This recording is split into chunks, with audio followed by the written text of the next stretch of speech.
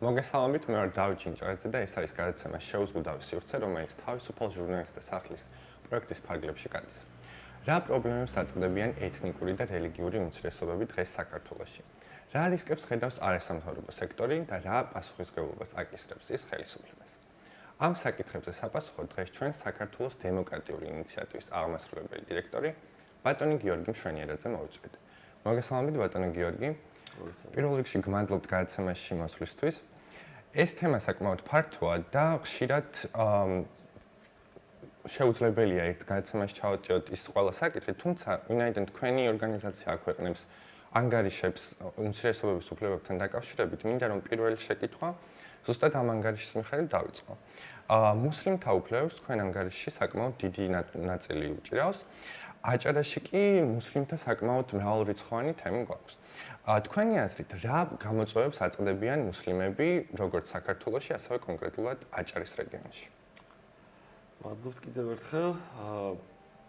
ზოგადად საქართველოს, როგორც ალბათ ბევრი სხვა პოსტსაბჭოური ქვეყანა, მნიშვნელოვანი გამოწვევების წინაშე დგას. 90-იანი წლების დასაწყისიდან, როდესაც საბჭოთა სახელმწიფო დაიშალა, მნიშვნელოვანი როლის დაკავება დაიწყო ადამიანების პირად ცხოვრებაში რელიგიურმა ფაქტორებმა და ძალიან ხშირად დაობენ, რატომ არ იყო რელიგიურ ნიადაგზე კონფლიქტები, თქვა საბჭოთა კავშირის დროს, იმიტომ რომ საბჭოთა კავშირის დროს ნებისმიერი რელიგია ფაქტობრივად თანასწორად იდევნებოდა გარდა ათეიზმისა. აქედან გამომდინარე, ადამიანები ვერ ახდენდნენ საკუთარი რელიგიური გამოხატვის, ესე ვთქვათ, რეალიზებას, ამიტომაც კონფლიქტები ამ ნიადაგზე შეიძლება ჩავთვალოთ, რომ იყო ნაკლები. თუმცა ეს არ იყო იმიტომ ეს იმავე საფუძვლის ნაკლები კონფლიქტი, როგორც ეს დემოკრატიულ სახელმწიფოებშია, სადაც საზოგადოება შეთანხმებულია თამაშის ცივილიზებულ წესებზე, სადაც ადამიანები პატივცემენ განსხვავებულებს, არამედ ეს იყო იმიტომ, რომ შიში ცხოვრობდა ყველა მოქალაქე, მათ შორის მოქალაქეები ცხოვრობდნენ შიში საკუთარი რელიგიური შეხედულებების გამოხატვის დროს. 90-იანი წლების შემდგომ აი ერთი ეს მნიშვნელოვანი ტალღა, რომელმაც გადაუარა ქართულ საზოგადოებას, ეს იყო სხვადასხვა უმცირესობების წინააღმდეგ დაწყებული გამოსვლები, მათ შორის გვახსენდება იეჰოვას მოწმეების თემა მაგალითად, როდესაც დომინანტი რელიგიური ჯგუფის წარმომადგენლები ხშირ შემთხვევაში ფიზიკურად ძალადობდნენ და არბევდნენ მათ შეკრებებს, გვახსოვს ადამიანის პროტესტებულ სასამართლოში წაგებული რამდენიმე საქმეც. ბოლო 5 წელია შეგვიძლია ვთქვათ, რომ განსაკუთრებად ფეხი მოიკიდა საქართველოში ისლამოფობიურმა ტალღამ, რაც გარკვეულწილად დაკავშირებული იყო მაშინდელი ოპოზიციის, სამშობლოა-ეროვნული 2012 წლამდე არსებული ოპოზიციის ზოგიერთი წარმომადგენლის მიერ საკუთარი საარჩევნო კამპანიის სწორედ ისლამოფობიურ ტალღაზე აგებასთან დაკავშირებით, ხოლო ხელისუფლების ცვლილებამ ერთგვარი მესიჯი გააჩინა დომინანტ ჯგუფებში იმის შესახებ, რომ დიახ, მათ გაიმარჯვეს და გაიმარჯვეს არა მარტო პოლიტიკურ ასპარეზზე, არამედ მათ შეეძლოთ გარკვეული საკუთარი უპირატესობის რეპრეზენტაცია საზოგადოების წინაშე, რაც გულისხმობდა მათ შორის ამა თუ იმ უმცირესობის თემისადმი, მათ შორის რელიგიური უმცირესობების თემისადმი, მათ შორის მუსლიმი თემისადმი საკუთარი უპირატესობის წარმოჩენას. ბუნებრივია, ესეთი მიდგომა ძალიან შორს არის დემოკრატიული ღირებულებებისადმი და ვერსეთი სახელმწიფო, რომელსაც პრეტენზია აქვს დემოკრატიულ განვითარებაზე, ესეთ ამბებს ვერ უნდა ეგუებოდეს. ჩვენ გვახსოვს ეს ერთგვარი ტალღა, რომელიც 2012 წლიდან მოედო საქართველოს. ეს იყო კერები ნიგზიანში, გურიას გულისხმობ ამ შემთხვევაში, ეს იყო კერები თეთრწყაროში, წინწყაროს მუნიციპალიტეტში, ეს იყო სამთაწყაროში, კახეთში ესეც, იყო შემდგომ ადიგენის მუნიციპალიტეტში, რამდენიმე კერა, მათ შორის ჭელას მეჩეთზე სახელმწიფოს მხრიდან აბსოლუტურად უგონო გადაწყვეტილების მიღება და მინარეთის მოჭრა ჭელას მეჩეთში და მისი დემონტაჟი. შემდგომ იყო ქობულეთის ინციდენტი გახსოვთ ალბათ თქვენც, როდესაც ადგილობრივმა მოსახლეობამ გადაწყვიტა, რომ მათ უფლება აქვს სხვა კერძო მესაკუთრეებს აუგზავნონ საკუთარი შენობა ნაგებობის, საკუთარი სულისამებრ გამოყენება და მედრესეზე ღორისთავის მიჭედება. ესეთი შეურაცხყოფის ფაქტი ალბათ ისტორიაში სხვა რწმენისადმი საქართველოს ისტორიაში ალბათ ნაკლებად გაგვახსენდება. იყო ასევე თუ გახსოვთ სამხედროებთან დაკავშირებით არსებული ინციდენტი, ესეც ქობულეთს უკავშირდებოდა როგორც ფასოს, როდესაც დააჩერეს ერთ-ერთი მოქალაქე ავტომობილით და ჯვრის ნახებას თხოვდნენ. სამწუხაროდ ეს იყო ტალღა. ამ ტალღას ხელისუფლებამ უპასუხა თუ არა ადეკვატურად, პასუხი იქნება ვერა, არათუ ვერ უპასუხა, არამედ შემთხვევაში ხელისუფლების წარმომადგენლებს მხრიდან წახალისებულიც კი იყო ისლამოფობიური ტალღა.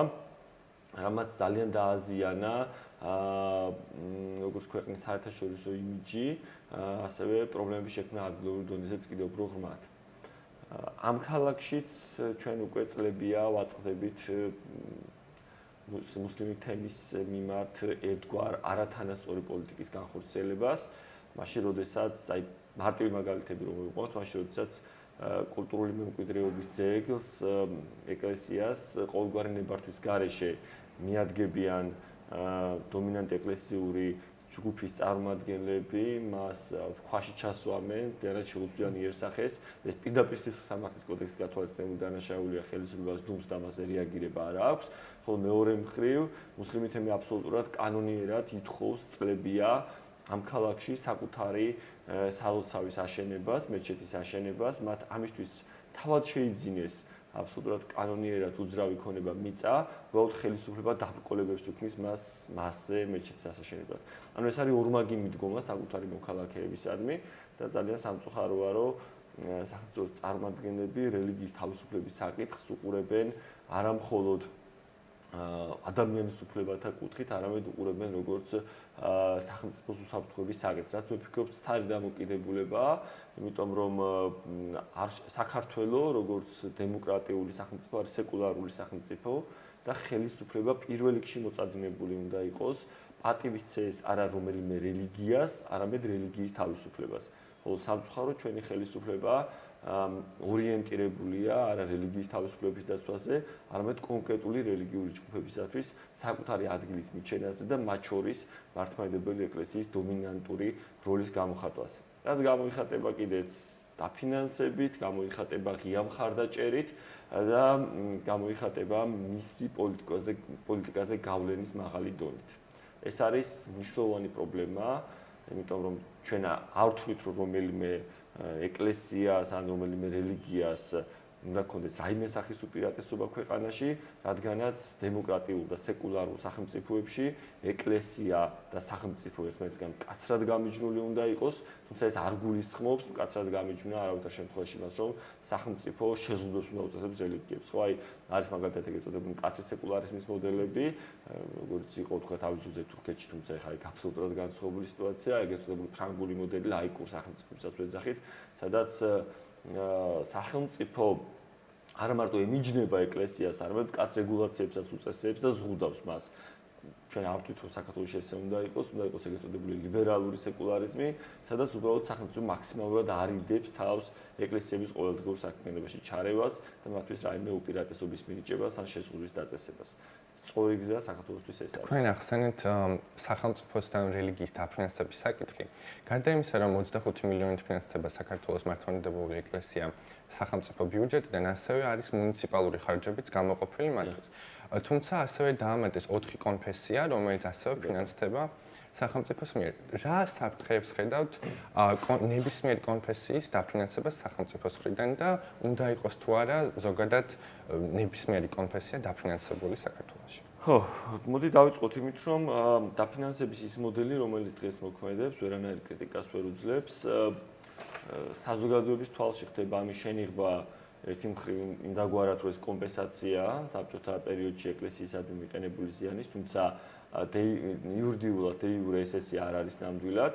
ბიუჯეტში, როდესაც ხდება ამ 10 მილიონი ლარის გამოყოფა, არსად არ არის მითითებული, რომ ეს არის ერთგვარი კომპენსაცია მართლმადიდებელი ეკლესიისთვის საბჭოთა პერიოდში მიყენებული ზიანის ასანაზღაურებლად. სახელმწიფომ დიახ 2002 წელს აიღო ვალდებულება კონსტიტუციური შეთანხმებით, რომ შექმნიდა ერთობლივ კომისიას, განსაზღვრავდა იმ თანხის ოდენობას, რომელთაც ნაწილობრივ მოხდებოდა ანაზღაურება საბჭოთა პერიოდში მიყენებული ზიანის მართლმადიდებელი ეკლესიასთან მიმართებაში. თუმცა ამ კომისიის შექმნა ამდენი წელი გავიდა და არ ვერ მოხერხდა.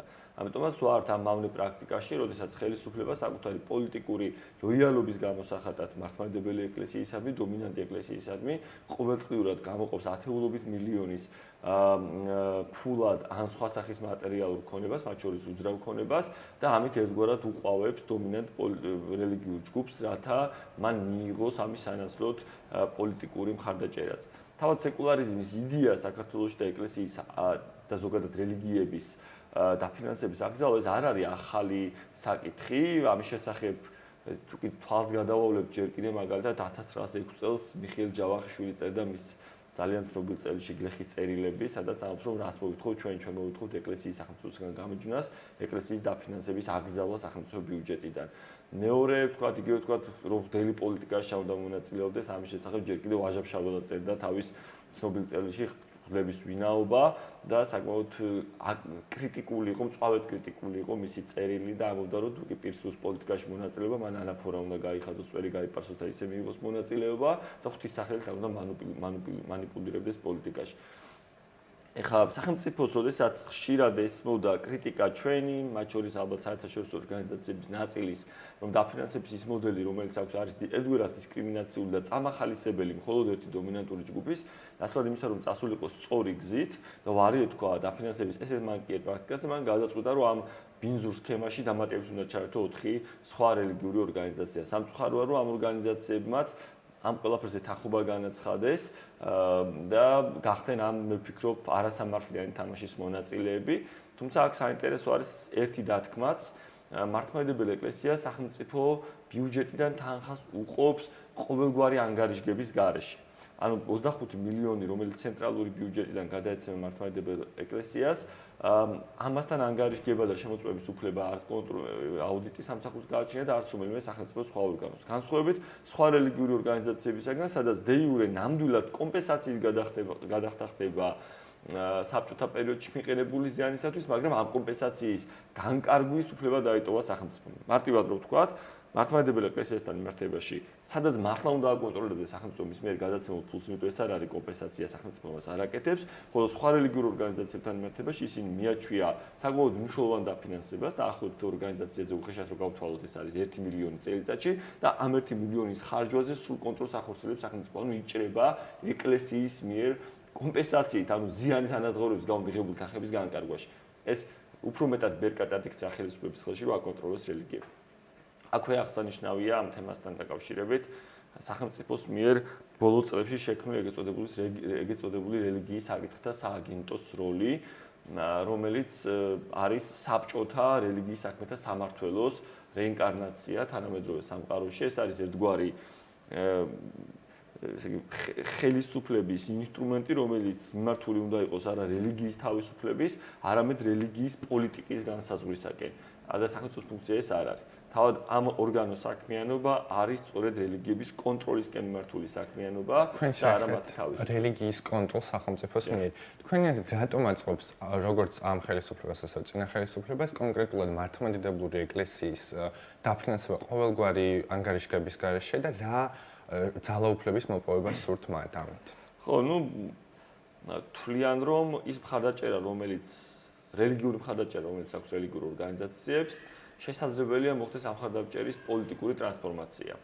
ანუ მართლმადიდებელი ეკლესიის მხარდამჭერები, რომელთა ახლა მართლმადიდებელი ეკლესიის რეიტინგს როცა ზომავენ საკმაოდ მაღალია ქვეყანაში, თვლიან რომ აი სწორედ ეს მრევლი, რომელიც თავს მიაკუთვნებს მართლმადიდებელ ეკლესიას, თუკი ხელისუფლება პოლიტიკურად სწორად იმუშავებს და წაახალისებს მართლმადიდებელ ეკლესიას, ამ მრევლის მხარდაჭერით ტრანსფორმირებას მოახდენს პოლიტიკაში. სამწუხაროა, რომ ვერსეთმა ხელისუფლებამ ჭკუა ვერ ისწავლა, ასე ფიქრობდა შევარდნაძის ხელისუფლება და ამით საბოლოო ჯამში მხოლოდ ის მიიღო, რომ კიდევ უფრო გააძლიერა რელიგიური გავლენები სახელმწიფო შტოზე, ასე ფიქრობდა სააკაშვილის ხელისუფლებაც, რომელმაც ფაქტობრივად 9 წელიწადში მილიონიანი დაფინანსებიდან 25 მილიონამდე აიყვანა ეკლესიის დაფინანსება, მაგრამ ამით პოლიტიკურად ბევრი ვერაფერი იხეირა, ალბათ იგივე მომენტი დაუდგება რაღაც ეტაპზე საქართველოს დღევანდელ ხელისუფლებასაც, მაგრამ ამ ყველაფრით საბოლოო ჯამში არა მარტო რომელიმე პოლიტიკური პარტიის პოლიტიკური ინტერესი დაზიანდება, არამედ ზიანდება ჩვენ საზოგადოება.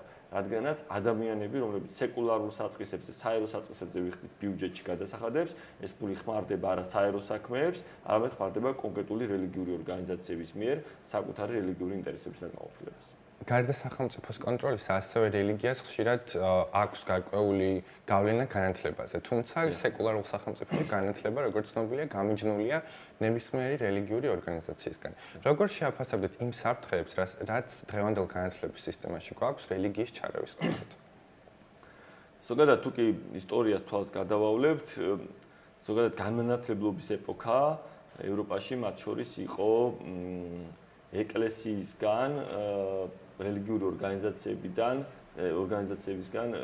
წიგნის გამოტანის მცდელობა.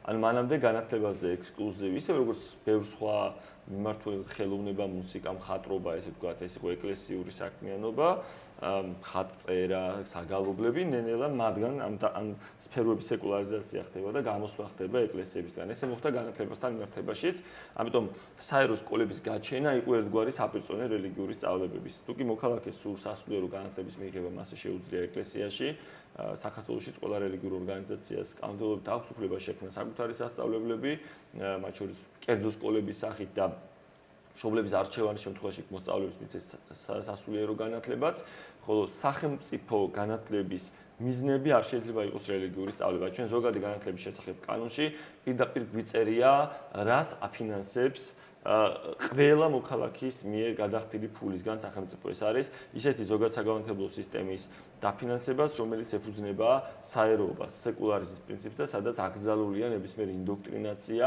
ან რომელიმე რელიგიური ჯგუფის სასარგებლოდ, ესე ვთქვათ, ქადაგება ან რაიმე სხვა რელიგიური გამოხატვა. თუმცა სამწუხაროდ ჩვენ სკოლებში სხვა რამეს ვაწყდებით ფაქტობრივად, პედაგოგების ნაწილი თვითნებურად ან ინერციით ჯერ კიდე ინარჩუნებენ ესე ვთქვათ, მიდგომას, რომ ისინი ასრულებენ არა სახელმწიფოს დაკვეთას, რომელიც მათ უკვეთავს და წესით უნდა უკვეთავდეს, კანონით უკვეთავს მოსწავლებისათვის საერო განათლების მიცემას, არამედ ისინი მოქმედებენ საკუთარი რწმენის შესაბამისად, რელიგიური რწმენის შესაბამისად და თვლიან, რომ მათი უპირველესი ღვაწლია საქართველოში მართლმადიდებელი ადამიანის აღზრდა. მათ ავიწყდებათ, რომ რელიგიური განათლების მიცემა მათი კომპეტენცია არ არის, ეს არის სხვა ესე ვთქვათ ინსტიტუტების კომპეტენცია და მათი კომპეტენცია არის სამოქალაქო ცნობიერების დემოკრატიულ და ლიბერალურ ღირებულებებზე დაფუძნებული მოქალაქის აღზრდა. ამიტომ აქ სერიოზული პრობლემები გვაქვს და სამწუხაროა ის, რომ სახელმწიფო არაადეკვატურად რეაგირებს. აი ჩვენ შეგვიძლია გავიხსენოთ თეონა ბერიძის кейსი მაგალითად, როდესაც სოფელ მოხეში მუსლიმ გოგონას სკოლის დირექტორმა შეუზღუდა რელიგიური სამოსით მისვლა, ჰიჯაბით მისვლა, ესე ვთქვათ, და მას მოსთხოვა ამ თავსაფრის მოხდა, მაგრამ ჩვენ მაგათ იგივეს ვერ წავაწყდებით ამ სკოლაში, თუკი მოსწავლეები გამოცხადებიან ჯვრით.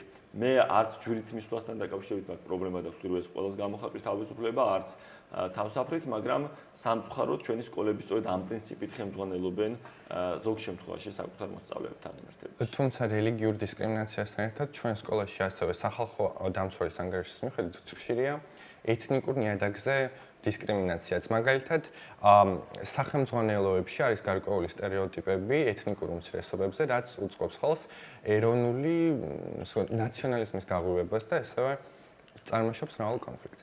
თქვენი აზრით, კონკრეტულად რა დაბრკოლებებს აწყდებიან ეთნიკური უმცირესობების სკოლებში ყოველდღიურად? კი, რადგანაც ამ თემას შევეხეთ, საინტერესოა ასევე სხვა შორის რელიგიური კონტექსტიც გააჩნია ამ თემას. მაგალითად, რატომ მიიჩნევს ჩვენი იდენტობის ქართული ერის იდენტობის და აქ მოსარგულისხმობ იდენტიფიკატორად ზოგიერთი პირი მართლმადიდებლობას, ხო, აი საკითხით გას, რომ თუ მართლმადიდებელი არ ხარ, ქართველი არ ხარ. ესეც ძალიან მცდარი წარმოდგენებია.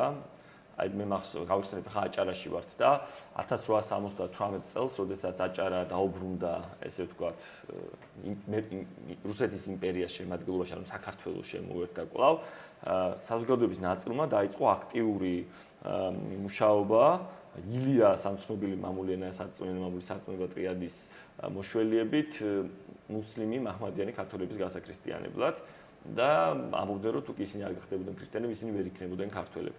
და აქ აქვს ილია ძალიან კარგი წერილი მაჰმადიანთა გაქრისტიანება, სადაც ხაზგასმით აღნიშნავს, რომ ყველა ვინც ამას აკეთებს, ის მტერია საქართველოსი და უმთავრესი ერის ერთიანობისთვის არის არა რელიგია, არამედ საერთო ისტორია.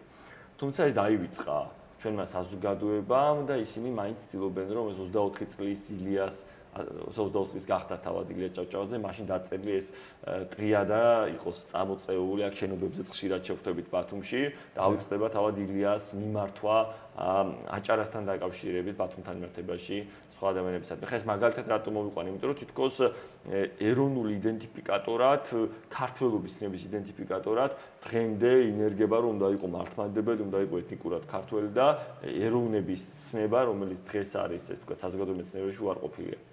რატომ არის ეს ესე? იმიტომ რომ ის რაც დანარჩენმა მსოფლიომ გაიარა და რომლის გავლისდელობა ჩვენ მქონდა კიდე 1918 წელს, როცა პირველად დამოუკიდებლობა გამოვაცხადეთ და თქვით, რომ საქართველოს აფუძნებს არა ქართველები, არამედ საქართველოში მცხოვრები ყველა ეთნოსის წარმომადგენელი, ეს მოქალაქეებმა კარგად ვერ გაიასწრეს.